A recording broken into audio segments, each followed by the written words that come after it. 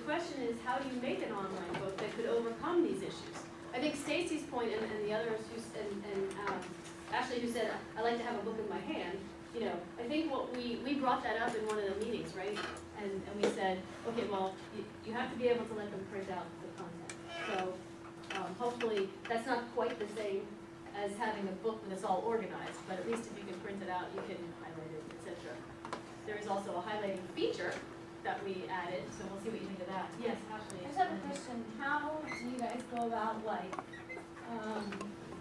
students, especially younger students, need to know, they need to be able to look up a word in an index. They need to be able to find a title, you know, like in second grade or whatever grade. You start to learn how to use a book, how to use an encyclopedia. Like, how do you go about that? I understand the world's like all digital. A 3-year-old that I nanny for is like, oh, did you download any apps on your phone? And I'm like, what? She's 3 years old. So I understand that like the world is just different now, but like I still feel it's important that students know how to go to a glossary and find a term, or look up a word in the index and find it on page. It's on the California State test, like, oh, this is the index page. These are the words of the index page, blah, blah, blah. What page do you find fractions on or whatever? Yeah, I mean, so some of these are important issues. So for example, the issue of how to use a glossary. And the Dynebook does have a glossary, but I would like your input on that. And also index. I don't think it does have an index. So that's right, but it does have, like Tien said, it does have a search capacity. Yeah, David. My thought on same lines the stuff that these people have been saying, but it's just like, I think what everyone's just saying though is that everyone is comfortable with the organization of a book. Like you've used the book your entire life, you know where to go in a book. And I see someone as like you or Tien. Tien, would you say that you're technologically advanced? You feel comfortable with computers and stuff like that? I mean, obviously you teach a class that has to do with technology. Would you consider yourself super like literate? Yeah, technology. You know, that's what I'm saying though. So if you're, yeah, no, I mean not like that, but not. But I'm saying if you're more comfortable with the organization of a computer, Right. you know, Right. obviously you're always going to be going back to the book that you're comfortable with. You know? Right. So this was from 2 weeks ago, and I was just wondering if you could talk about your thoughts at the time and what you think about any issues, negative or positive, with the Dynabook. Including like what I said in that video? Even? Sure, anything you said. And you can always Just pause it. pause it if you want. You may have to. My feelings haven't changed. Like, I think that I'd rather, like, I get that we have to like integrate technology and whatnot, but I think that it's just more of a hassle. Like, I think, what if the power goes out? Then what? Then it's back to the old technology. Right. Everything's like, well, what if this? Well, back to the old technology. So why don't we just stick to the old technology? I do think that there's some, like that Promethean board and whatnot. I think that's like a handy tool. But there's nothing that you can't do with like hands-on materials that you could do on that. Yeah. There's no, you know what I mean? Other than more troubles for teachers, really. And one thing, like especially in this video, she's talking about the exponential growth of technology. As far as education goes in like technology use, I understand the use of traditional teaching from whiteboard to handheld manipulatives.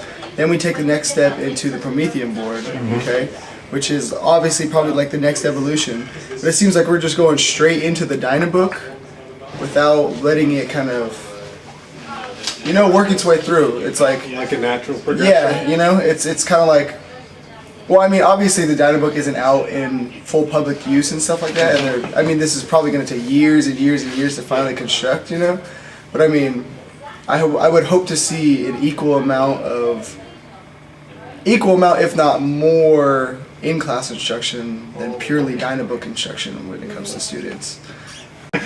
So in general, the roles of the videos in Dynabook,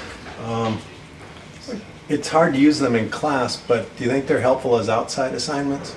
And I guess you're thinking. Well, it's kind of like the thing that we talked about with like writing down. They're good, but it's only momentary. And it might be. You know what I'm saying? I would use the video to solve the problem, but if you were to ask me what that video was about after a weekend, and my class is on Thursday and it's Tuesday now, I wouldn't be able to. I say. agree, because we were doing that like scavenger hunt on Dynabook, and it was like, oh, watch this video and name 3 something or another from the videos. Of course, I find the 3 things in the video, boom, Bam. boom, boom, boom, boom, done. The rest of the video, and I couldn't even tell you the 3 things from the video.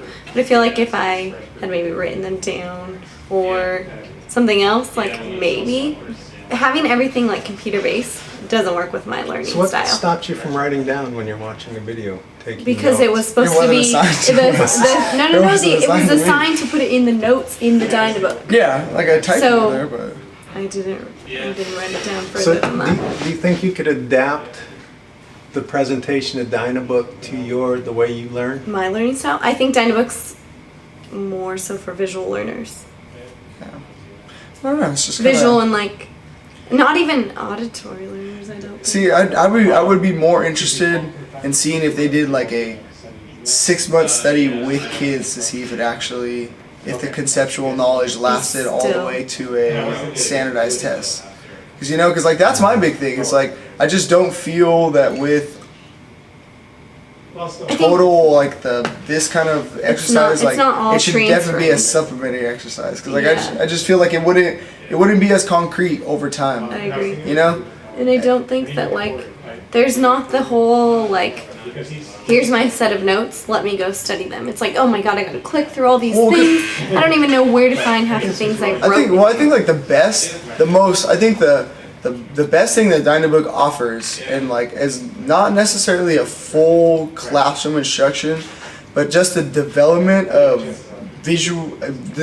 visualization in math. Because I can understand how technology can help you visualize But as a mathematical. supplement to your Yeah, lesson, exactly though. But not I'm saying as like, like the entire and I think that's the downfall of in-classroom instruction. You can't provide as many visual references with just an in-class teacher.